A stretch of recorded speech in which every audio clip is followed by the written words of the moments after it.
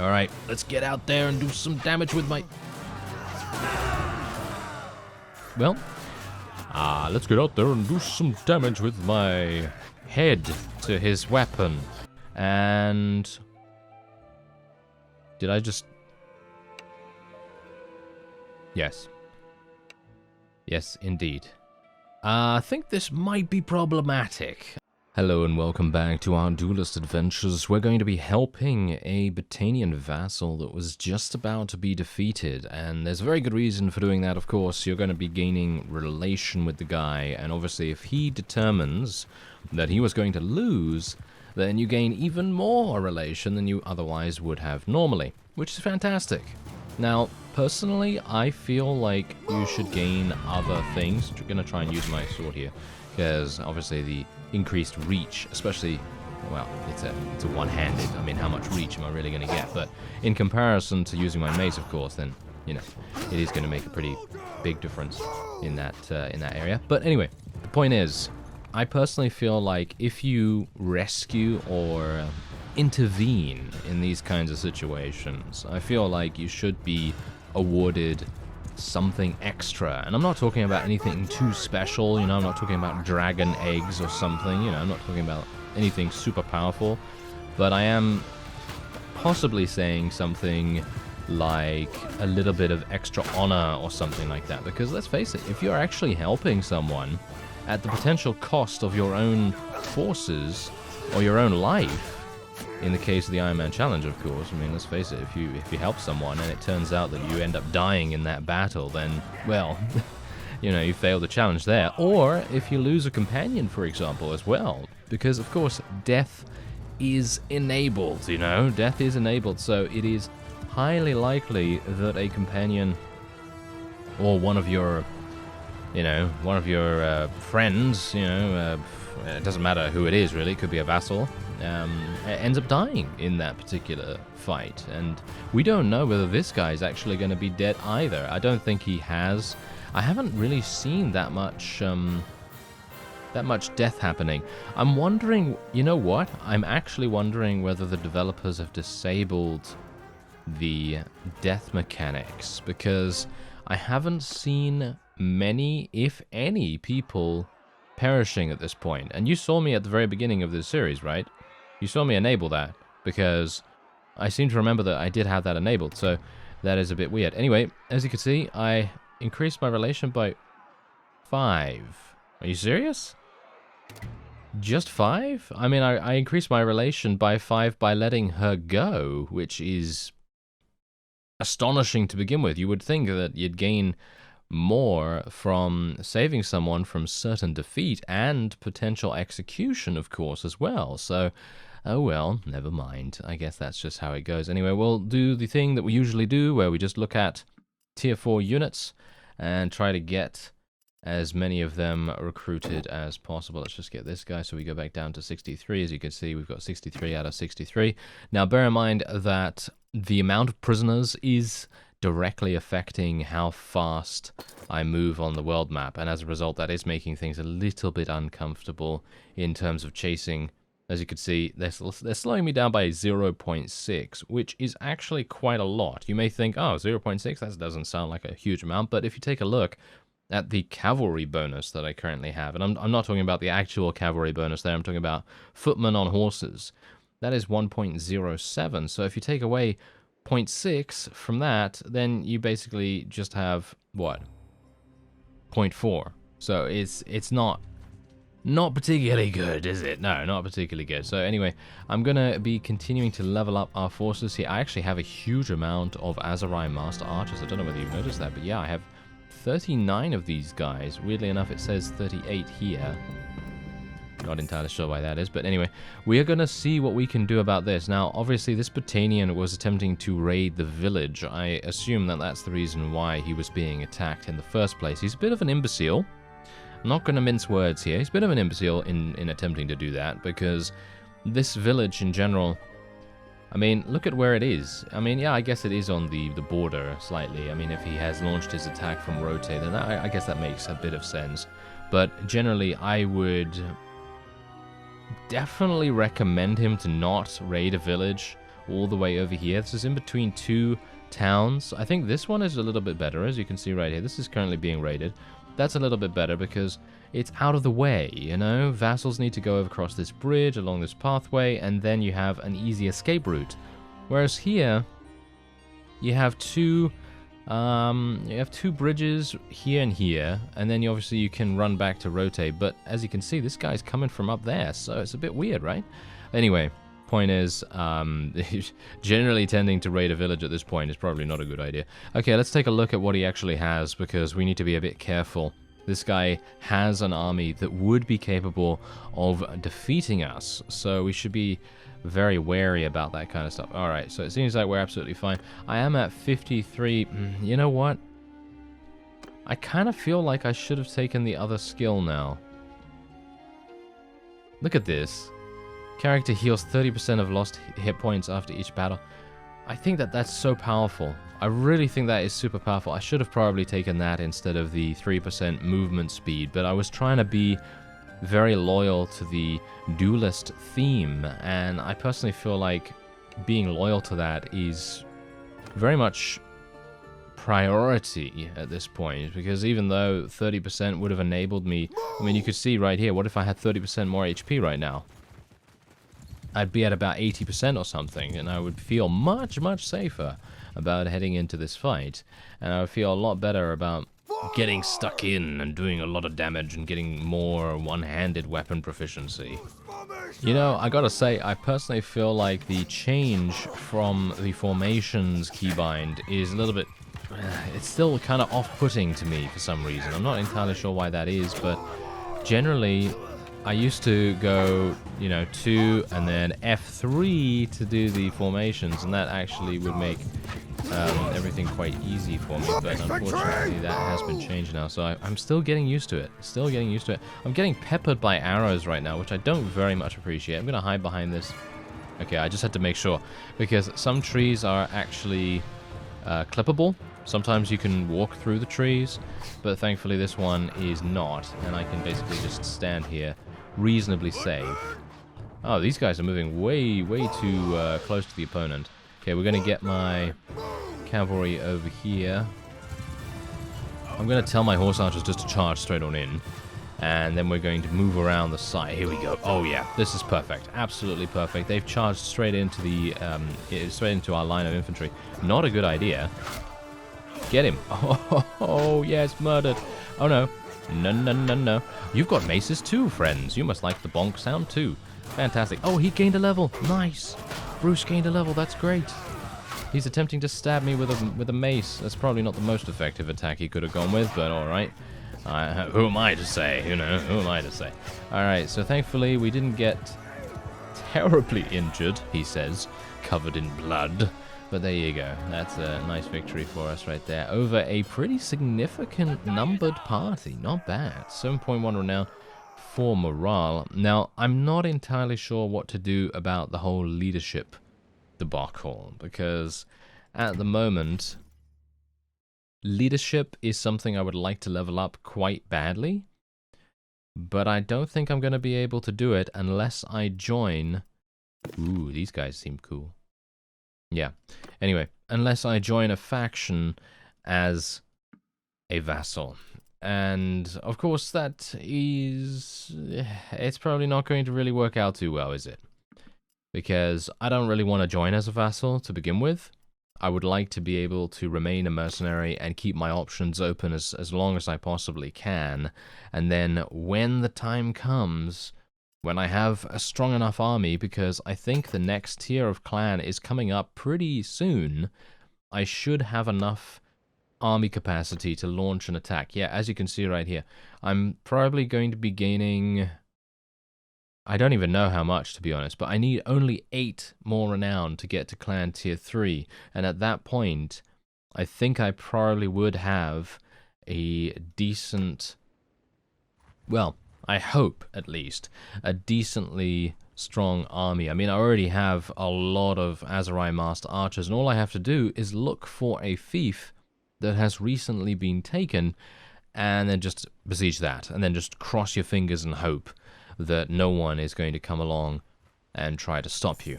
That's basically my plan for the moment, because I would like to do as Byron did all those days ago, where he created his own faction. He did become a vassal, of course. We've got to remember that, you know. He did become a vassal of the Crusade initially, but then after a little bit of time, he thought to himself, okay, you know what? I see an opportunity here, and I'm going to create my own faction. And then he went off and created his own faction after a huge amount of battling, of course. So, yeah, I'd recommend checking out the Crusade Khanate series, actually, because that does give you an idea as to how much effort is required in creating your own faction right off the bat. And did I just...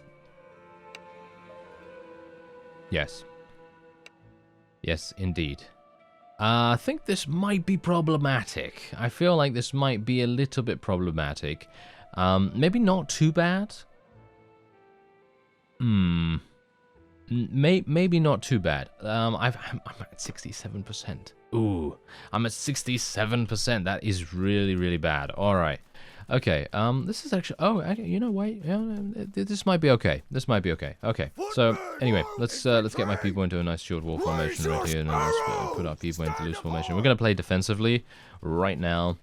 Defensively is basically the only way we can really play this, unless we want to, you know, sustain massive casualties all over the place, and I don't really want to do that. So let's get my cavalry to come over here, because I don't really want them to skirmish with the opponent.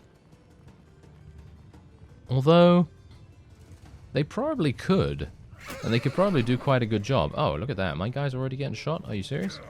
Are these guys horse archers? Ah, yes. They are the horse archer variant of the Imperial forces. I'm not a big fan of these guys. Yeah, they're very, very good. Unfortunately, they don't seem to be that good, because they are now getting murdered by my people. Here's the thing. I'm not entirely sure if I'm going to be able to impact the battle enough to be able to... oh, yeah, my guy needs to get back here. Come on, guys. You need to come back here right away. Okay, this is somewhat bad. Okay, let me just get my forces a little bit further up here. There we go. Okay, tell my cavalry to charge in once again, because as you can see, we're being assailed a little bit from them. And now, here's the thing. I'm very much hoping that what we'll be able to do is utilize our archers to such a great extent. Oh, hello. Oh, no. Ah, I can't believe I mistimed that so badly. Oh, hello.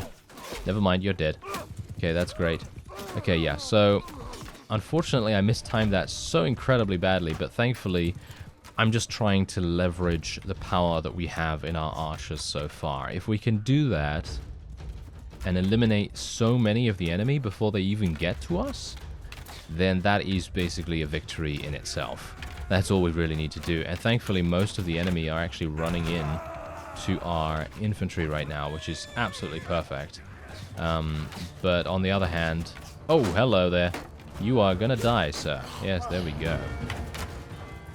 But yes, on the other hand, we are having some issues with the pretty obvious shield wall that is moving towards us right now. But look at our archers. Our archers are doing so much damage. Let's take this guy down. Oh, nice. Get him. Get him. Get this guy too. Nice.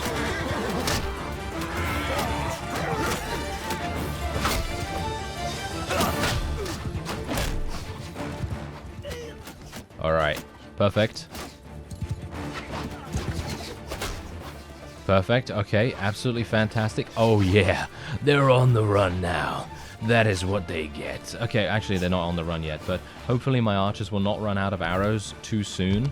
I'm hopeful, because we have mostly Azurai Master Archers, that because I believe they come equipped with double quivers, we should have a pretty easy time of continuing to shoot at the opponent. Let's tell my infantry to charge in now, because there are no other infantry to defend against, of course. Get him. Yeah, there we go. Oh, slap him around a little bit. There we go. Yes. Ooh, fantastic. I can't believe we actually survived. Oh, that was... well, that was basically the pinnacle of tactical options right there. That's basically the only thing I could have done to achieve any kind of victory. If I had charged in ahead of schedule, I mean, yeah, I definitely think I probably could have charged in my infantry just that little bit sooner. that probably would have resulted in a couple less casualties on my part, but you can see here we literally, look at this, 40 renown. That's insanity. And 20 morale. Wow. Okay. I am very, very pleased that we were able to do that. Extremely surprised and shocked, indeed, but very, very pleased. Okay, so there you go. We ended up losing not even that many really good units, at least. I did lose 2 heavy cavalry units, which are, well, pretty costly, but it is all for the victory. It is all for the victory. And considering I actually went into this fight being, well, pretty much completely taken by surprise. I had no idea that there were additional vassals in the town there, but obviously that tends to happen quite often, so I really should be realizing about these things much more. But anyway, I'm just going to let these guys go, because as you can see, they give me a huge amount of charm experience. This guy doesn't, because he's a minor vassal by the looks of things, but whatever the case, I don't really care at this point. I don't really care, because we are doing pretty well, I gotta say. I feel like we're doing pretty well, so I'm gonna now... actually, I don't really want to get rid of anyone, to be honest, but I would love to get some of these heavy horsemen. So I think I'm just going to get rid of the tier 3. Basically, any tier 3 unit, I'm just going to get rid of, except the one that I can actually recruit, of course, and the Zealots of Wrath, because I'd love to be able to see them in our army at some point. And I'd love to be able to get all of these guys. Look at them. There are so many, but unfortunately I just don't have enough prisoner space, and I am in hostile territory, so if I do end up taking more units, well, it's going to slow us down to such a dramatic degree that it would probably sign our death warrant in one way or another. So I'd like to try and prevent that from happening, because there may very well be another... another vassal or 2 in the garrison itself, so I'm not going to be taking any more prisoners right now. We are going to be increasing our prisoner capacity, of course, as more of our people restore themselves and get back on their feet, but obviously until that time happens, we're going to be moving much slower. Alright, so let's see if there's anything actually good. Ooh, hello there. Give me this helmet. That's a very nice light helmet. Look at that. It is 1.8 weight in comparison to the previous one that I was wearing, which was 3.7 as far as I'm aware. Let's give this guy a new helmet as well. And we have some shoulders here, which are not that good. What about this? Nope, this is also not as good as what I'm currently wearing, so pretty happy with that. And... ooh, nice boots. Yeah, give me those boots. That's what I'm talking about. Alright, very good. And Najun, no, he doesn't need anything. Alright, so let's move on. And I now have see, oh, there we go. There's the death system. Okay, it is actually working. Okay, phew. That's good. Maybe they tweaked it a little bit, because, as I say, I haven't actually seen a lot of death happen. And maybe the developers have sort of made it a little bit less likely for death to happen now, because it was happening quite often, and as a result there were a little bit of, well, shall we say, steamrolling going on. A little bit of steamrolling where one faction would end up losing, like, I don't know, huge amounts of their own units, and then they would be in a situation where they had like 3 people left, so it would be kind of harsh. Anyway, that was a great victory. Absolutely wonderful victory, and I can't believe it, still, that we were able to do it. Now we have a maximum army size, by the way, now that we've reached, what is it now, Clan Tier 3, of 138, which is actually pretty good. I'm going to go into the arena here, because there are decorated Imperial Gauntlets available, but also just because we gained such a significant amount of renown that I might very well be able to get to the next one. At least I'm hopeful that we might be able to. And earning a little bit of renown here and there is never a bad thing. So let's see what I can do. Oh, this guy is fast, but not as fast as Mr. Bruce. Oh yes, that's what you get. Okay, that was actually kind of close. I actually thought to myself, ooh, wait a minute. This guy might actually prove himself to be a worthy adversary. And he did, for a certain extent. But anyway, let's have a look here. I'll take your limbs! No. No. Yep, no, you're done. Should I give him the old 1-2? Yep, there's the old 1-2. Unfortunately, it didn't finish him off. It didn't finish him off. Look at that. Anyway, there you go. Not too bad. I'd like an auto bet, actually. You know what? I would love to see... I mean, generally, okay, so generally what's going to happen here is everyone that enters a tournament is probably going to want to bet the maximum value, right? I mean, why would you not bet the maximum value? Even if you have a small amount of money and you're literally betting the last of your cash reserves, you're always going to bet max because you always believe that you're probably going to achieve victory. And even if you don't, then yeah, a Slido is probably going to be helpful. However, I think that having a bet max button down here would be pretty cool, but obviously that's just a quality of life improvement. It's not, you know, it's not necessary, you know, it's not like required or anything like that, but definitely would be a nice little option there. Wow, this guy literally, they had no idea what was going on. They just got absolutely murdered. Alright, so there you go. Against a mercenary guard. Let's do it. I'm going to go for an overhead first. Okay, never mind. Because I noticed he didn't have a helmet, and I thought to myself, if I can finish it in one blow, then that's pretty decent, right? Yeah. Anyway, there you go. Now, we're running around with 100 morale. Now, I'm very much... we actually have 97, because it is going down.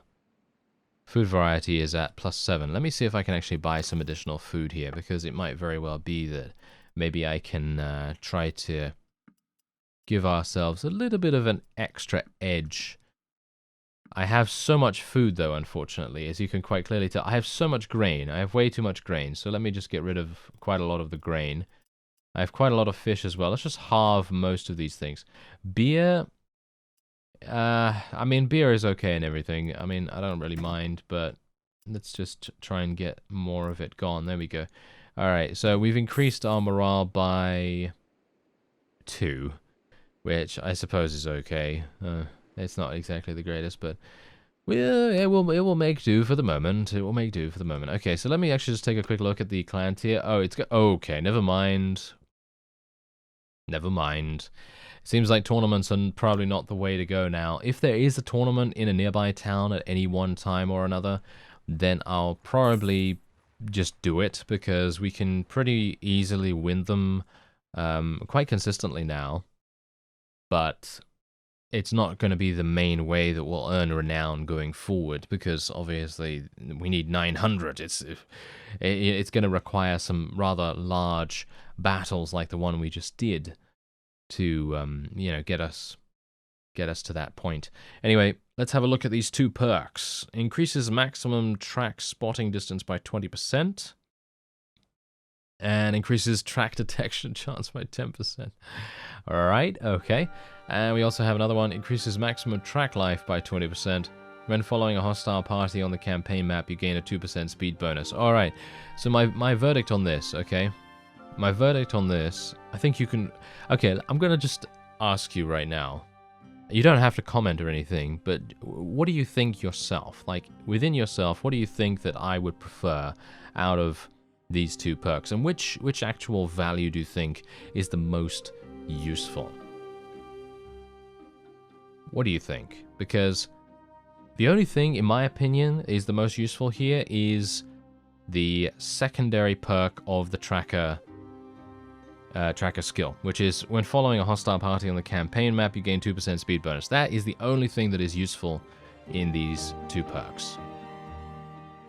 That's it. I'm not sure why the developers have been, shall we say, emphasizing the tracking of various parties and things over the course of the lifetime of the game, including Warband, of course. I mean, Warband, generally, the tracking skill was quite important, but in Bannerlord, I've got to admit, I've never, ever used the tracking function in this game. Ever. And that's...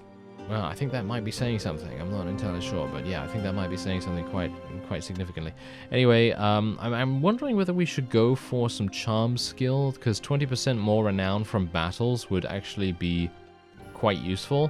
So I think I'm actually going to spec a little bit into that, because we are coming to people's rescue quite often, and also we are letting a lot of people go, and being able to raise our charm skill just that much faster might make quite a bit of sense. Anyway, there was a pretty large party going off to the side here, which I wouldn't mind doing battle with, but I still have a couple of people wounded, but nothing really to write home about here. This guy's moving super slowly. He must have only recruits. Yes, he does.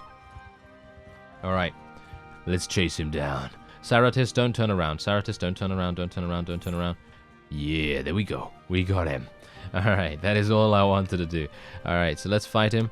I'm going to get stuck in there as well, and I can't even believe, actually, that in that really large battle, I took 0 damage. Did you notice that? I took 0 damage. Didn't get shot or anything like that.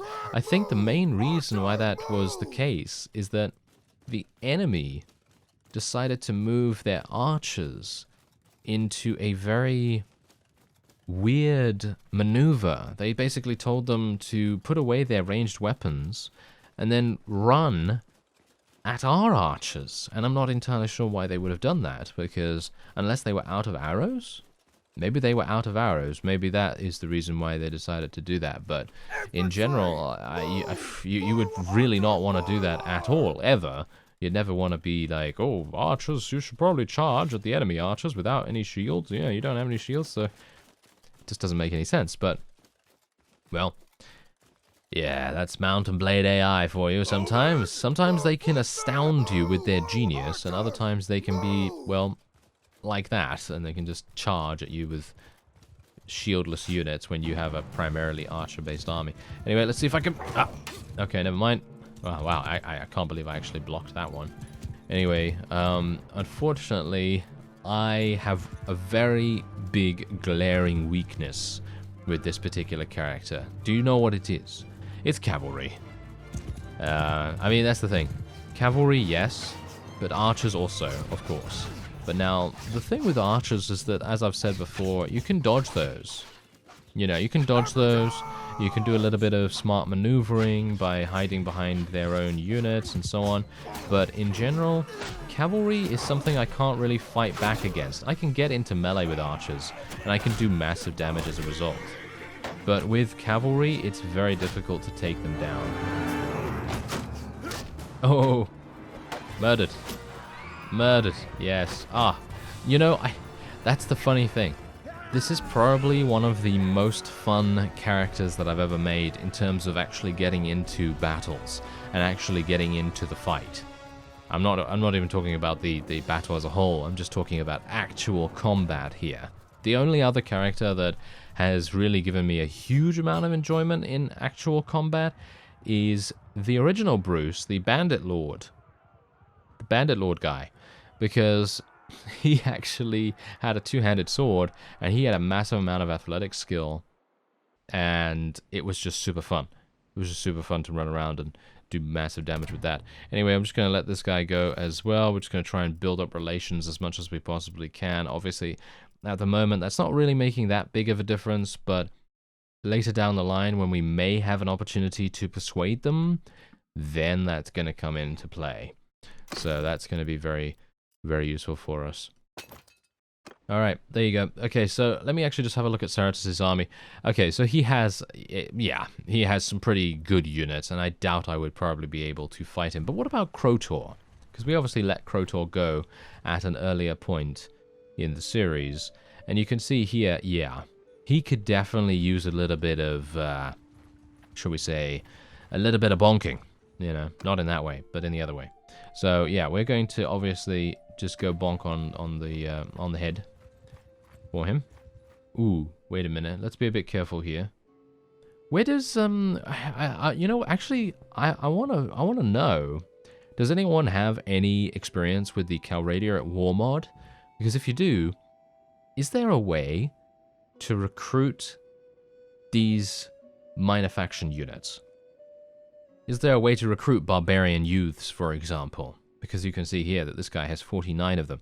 I can assume the only way that you can do it right now, until there's like a little bit of an expansion to the mod in general, is by capturing them and then converting them from prisoners into your own forces. I assume that that's probably the only way that you can do it. So taking a bunch of, I don't know, manhunters or something like that into a battle would probably make the most sense. But of course, if you have a dedicated prisoner-taking composition, then you're going to need a castle to garrison your units in there until, you know, you need the lethal ones back and so on. So that's probably going to be the only thing that I can pretty much do. But I need, as I say, I need a fief to be able to garrison that. And that's another thing that I'd like to see. I'd like to see a hideout or some kind of, you know, some kind of temporary little garrison functionality that, you know, maybe we could use at some point. You know, it's actually just dawned on me that we have pretty even combat strengths in this fight, and I'm not entirely sure whether it's going to be a good idea for me to get really stuck in here, because obviously the enemy does have some decent units. I mean, otherwise the combat strength would be, well, in the other direction, and it would be very much one-sided. But in this case, I mean, obviously my archers are going to be significantly more powerful than his, but I have very little cavalry, so I suppose that's the reason why the combat strength is a little bit more balanced in his favor this time around, because cavalry, as I've said in the past, makes a huge difference to combat strength. Anytime you just take a look at the bar, if there's a huge amount of enemy cavalry coming in and you take one of them down, then they lose a massive amount of combat strength. Ooh, that hurt. Alright. Okay, I can hide behind this little tree here for a little bit of time at least. Ooh, that guy almost murdered me. How dare you. Alright, let's get out there and do some damage with my... Well, let's get out there and do some damage with my head to his weapon. I headbutted his weapon. You can tell that the weapon really felt it. Oh yes, you can definitely tell that. Anyway, there is a victory. You know, that's what's called using your head. Okay, well, there you go. It's actually not even that bad. Look at this. We gained some decent renown and good morale as well. I'm actually pretty happy with that. One thing I've got to say, though, I'm pretty irritated at the fact that I'm not getting leadership skill, even though I have focus points in it, and I have 100 morale. You can see that right there. So I'm actually wondering whether I need to change my role within the clan or something like that to actually make it do something for us. I doubt it, you know. I actually doubt it. So let me actually just take a quick look and see whether there's something I can do, because I'm a scout right now and I'm gaining huge amounts of scouting skill. That is true. I am gaining huge amounts of scouting skill. So let me see. I'm going to put it as none. And then we're going to see what happens, because I'm still going to gain scouting skill, of course. Scouting skill is probably one of the easiest things for us to level up. And that's the thing. If you take a look at my skills right now, you can see here that I have 4 points in scouting skill in terms of focus points, and I have 4 points in leadership. And you can see here, this is how to learn leadership. Maintain high morale in your party. Assemble and lead armies. Obviously, I can't lead armies at the moment until I become a vassal. So I'm thinking that maybe what we want to do is maybe become a vassal of someone. So I'm not sure who to join, to be honest, if anyone. That's the thing. I really wanted to just go straight off the bat, but if I don't have any leadership, it's going to be very difficult to level up new units if I end up losing my entire army. So that obviously makes a pretty big difference. Anyway, I'm going to go for the 15% reduced barter penalty, mainly because 10% chance to gain 2 relation is useless in my opinion. I feel like it's too rare for that to happen for it to be actually useful. Anyway, that's going to be it for this episode. I could do a little bit of preying upon these guys, but as you can see, they're all grouping together. So I'm going to actually return to Azerai/Southern Empire territory and see if I can recruit even more units. I thank you very much for watching, and I'll see you next time.